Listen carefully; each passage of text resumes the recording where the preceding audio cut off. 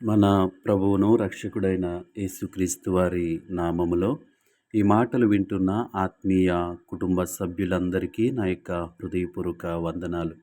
ఈరోజు నా కోసం ఆత్మీయ కార్యక్రమానికి మిమ్మల్ని అందరినీ ప్రేమపూర్వకంగా ఆహ్వానిస్తూ ఉన్నాను. చిన్న ప్రార్థన చేసుకుని ఈ దిన వాక్యాన్ని ధ్యానము చేద్దాం. పరిశుద్ధుడా, ప్రేమగల తండ్రి, గొప్ప దేవుడా, కనికరము గల దేవా, నీకు వందనాలు ప్రభువా.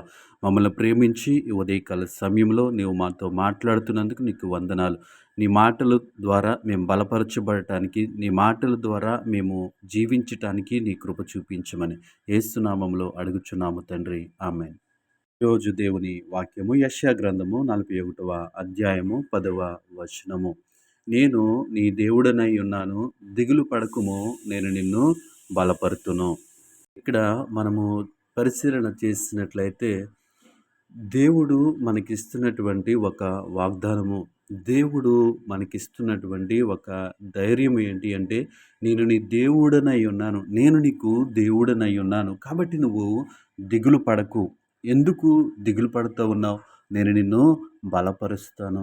నేను నీకు దేవుడినై ఉన్నాను కాబట్టి, నేను సర్వశక్తి కలిగిన వాడిని కాబట్టి, నేను సర్వ సృష్టికి కారణభూతుడును కాబట్టి, నీవు దిగులు చెందవలసిన అవసరము లేదు. నువ్వు దిగులు పడకు, నేను నిన్ను బలపరుస్తాను. నువ్వు దిగులు పడకు, నేను నీకు సహాయము చేస్తానని దేవుడు మనతో మాట్లాడుతూ ఉన్నాడు. ఈ వాక్యం వింటున్న ప్రియ సహోదరి, సహోదరుడా, ఈరోజు మానవుని యొక్క జీవితాన్ని పరిశీలన చేసినట్లయితే ఎక్కడ చూసినా, ఎవరిని పరిశీలించినా వారి యొక్క హృదయాంతరంగాలలో దిగులు అనేది కనిపిస్తూ ఉంది. పైకి మనుషులు బాగానే కనిపిస్తూ ఉన్నారు, నవ్వుతూ మాట్లాడుతున్నారు, కానీ హృదయాంతరంగాలను మనం పరిశీలించినప్పుడు, లేదా వారి బాధను మనం వినేటప్పుడు, వారి హృదయంలో దాగి ఉన్నటువంటి దిగులును మనము చూడగలుగుతూ ఉన్నాం. ప్రతి వ్యక్తి కూడా ఏదో ఒక దిగులు చేత నలిగిపోతూ ఉన్నారు. అయితే దేవుని వాక్యం సెలవిస్తూ ఉంది ఉదయకాల సమయంలో, దిగులు పడకము, నేను నిన్ను బలపరుస్తును. నీకున్నటువంటి బలహీనతలను బట్టి నేను దిగులు చెందుతా ఉన్నాం, ఏ పరిస్థితిని బట్టి దిగులు చెందుతా ఉన్నాం, అలాంటి దిగులు నేను పడకూడదు.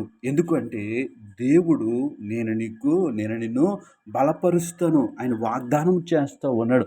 ఆయన మనకొక మాట చెప్తా ఉన్నాడు. ఏంటి? నేను నిన్ను బలపరుస్తాను.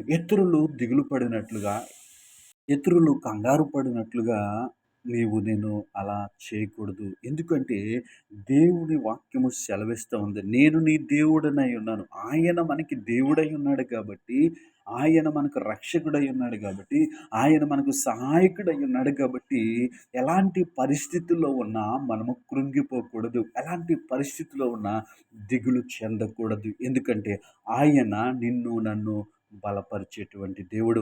ఆయన నన్ను మనకున్నటువంటి దిగులులో నుంచి, మనకున్నటువంటి ఆ పరిస్థితుల్లో నుంచి మనల్ని బయటికి తీసుకురాగలడు. దేవునామానికి మహిమ కలుగును గాక. ఆయన బలపరిచేటువంటి దేవుడు, ఆయన మనల్ని స్థిరపరిచేటువంటి దేవుడు. ఈ లోకానుసారంగా మనకి దిగులు కనిపిస్తూ ఉండొచ్చు, ఈ లోకానుసారమైనటువంటి పరిస్థితులు చూసినప్పుడు మనము దిగులు చెందుతూ ఉండొచ్చు. అయ్యో, నేను ఈ పరిస్థితిలో ఉన్నాను, నాకెవరు సహాయం చేస్తారని. కానీ ఒకసారి దేవుని వైపు మనము చూసినట్లయితే ఆయన అంటున్నాడు, నేను నిన్ను బలపరుతును. ఏ విషయంలో నీవు బలహీనుడిని అయిపోయాను అనుకుంటున్నావు?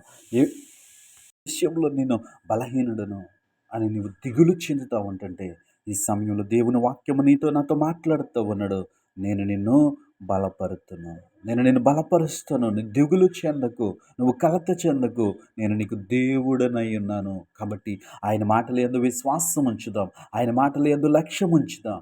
నేనున్న దిగులులో, అది ఉద్యోగమా, అది నీ ఆత్మీయ జీవితమా, అది ఆర్థిక పరిస్థితుల, ఆరోగ్యం, ఏ విషయంలో నీవు దిగులు చెందుతూ ఉన్నావు? నీ వ్యాపారంలో దిగులు చెందుతూ ఉన్నావా? నీ చదువులో దిగులు చెందుతూ ఉన్నావా? నేను నీకు దేవుడనై ఉన్నాను, నీవు దిగులు చెందకు, నేను నిన్ను బలపరుతును. నువ్వెప్పుడు బలహీనమైపోతావో అప్పుడే ఆయన నీకు బలాన్ని దయచేస్తాడు. కాబట్టి ఈ మాటలు యందు విశ్వాసం ఉంచి నమ్మకం ముందుకు సాగుదాం. దేవుడు మనకి అట్టి కృప అనుగ్రహించును గాక. ఆమేన్.